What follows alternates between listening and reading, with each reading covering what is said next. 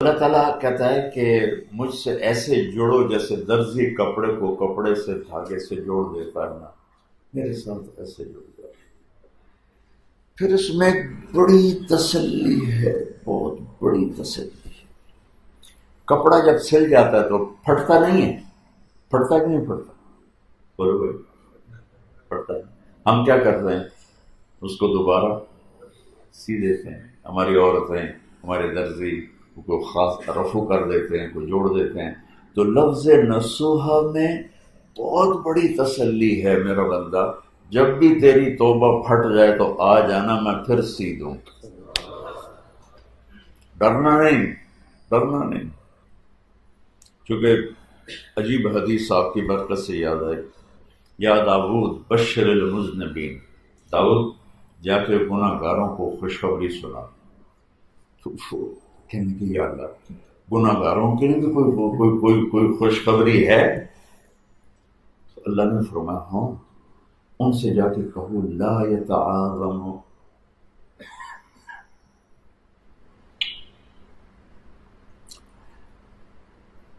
ان سے جا کر کہو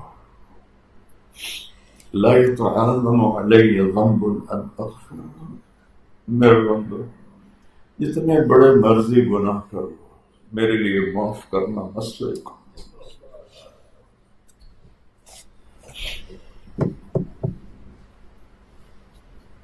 اللہ ڈرنے کی ہستی نہیں، اللہ پیار کرنے کی ہستی ہے، اللہ سے پیار کیا جاتا ہے۔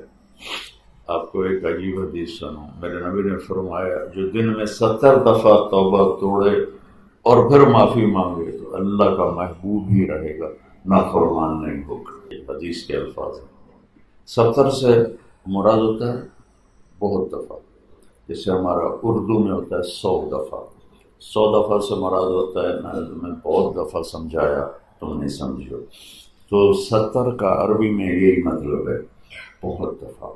جو دن میں بہت دفعہ توبہ کرے لیکن پھر توبہ توڑے، پھر توبہ کرے، پھر توڑے، پھر توبہ کرے، تو اللہ اس سے دوستی نہیں ہٹاتا، اس کو اپنا دوست بنا کے رکھتے۔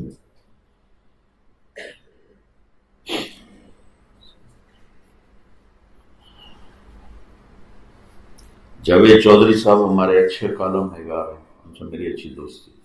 انہوں نے مجھے فون کیا کہ مولانا آپ لوگوں کو گناہ پہ دلیر بنا رہے ہیں۔ میں کہا کیسے؟ آپ کہتے ہیں جتنی دفعہ توبہ کرو اللہ معاف کر دے گا، آپ کا نوکر اگر 3-4 دفعہ کرے غلطی تو آپ اس کو معاف کریں گے؟ میں نے کہا یار جاوید چودھری تو اتنا پڑھا لکھا آدمی ہے اور ایسی بے وقوفی کی بات کر رہا، تو نے اللہ اور طارق جمیل کو ایک کر دیا، تم نوکر کہتے ہو؟ میں نے کہا میرا بیٹا میری نافرمانی کرے گا میں گھر سے نکال دوں گا، وہ اللہ ہے۔ لا تضرہ الذنوب ولا تنقصہ المغفرہ، کہ جسے گناہوں کے کرنے سے اس کو کوئی نقصان نہیں ہوتا اور معاف کرنے سے اس کی رحمت میں کمی نہیں آتی۔